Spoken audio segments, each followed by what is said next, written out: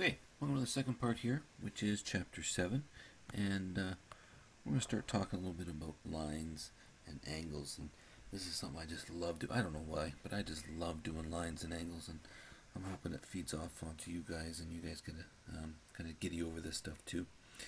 It's pretty basic actually, and once you understand it, there's lots of little rules that we can use that make it quite simple. And I'm going to make it part of your project for me here for term 2, doing all these different angles for me. So first off, angles in a triangle. A triangle we know is got 3 sides. And because it has 3 sides, it has 3 angles. So you've got an angle here, an angle here, and then an angle there. And so when you add up all those 3 angles, it doesn't matter what the triangle looks like, all 3 angles are going to equal 180 degrees, always, regardless. Okay? So I could have a triangle that looks like this. When I add those 3 angles together, they're going to equal 180 degrees. And so, how could you prove the angles in a triangle add to 180 degrees without using a protractor? Add them up. Okay? That's all you got to do. And so, and how would you find a missing angle? Well, that's when we would use a couplement. We could subtract. So if I have 2 angles already, I can subtract those 2 angles from 180 degrees, and then that will give me the remaining triangle.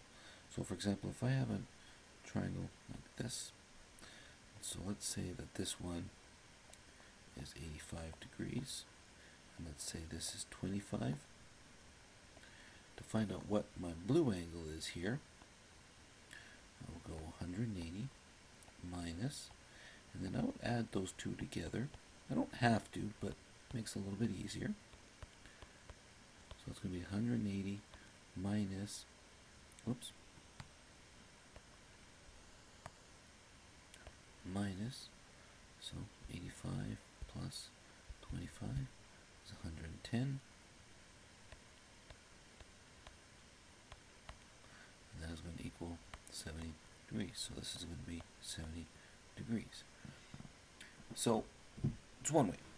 The other way I can do it is to use a protractor. And I've got protractors in class that I can lend you. If you've got a geometry kit at home, dig it out, try to find your protractor. Now it's kind of hard to show you how to use a protractor here on this. So what I'm going to do is kind of flip my computer around a little bit. And I'm going to use a virtual protractor right here. But in order to make things move, I've got to be able to use my arrows. So I'm just going to hook up my keyboard here. And hopefully everything still works.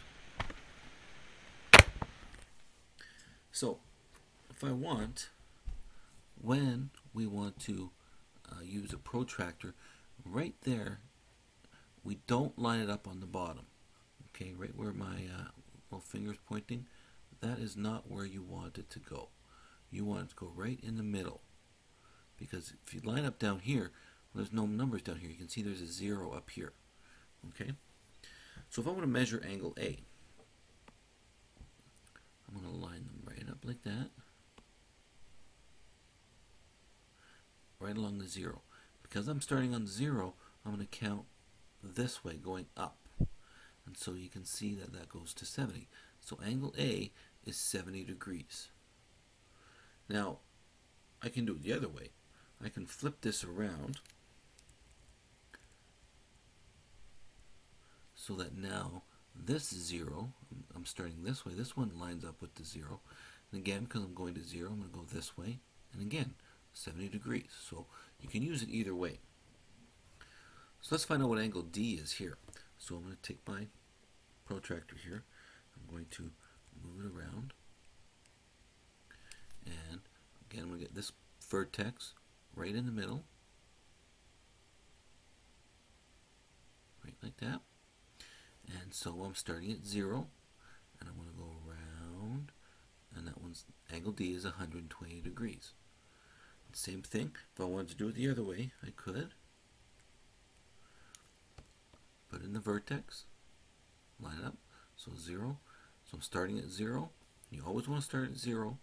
And I'm going to go around, and again, 120 degrees. It's not 60 degrees, because I'm going from 0. So I'm using the inside numbers, going to 120 degrees. So that's how we can use a protractor to figure out what our angle is. Okay? I'll just do one more. I'll just figure out what angle B is here. So I'm just going to turn this around a little bit.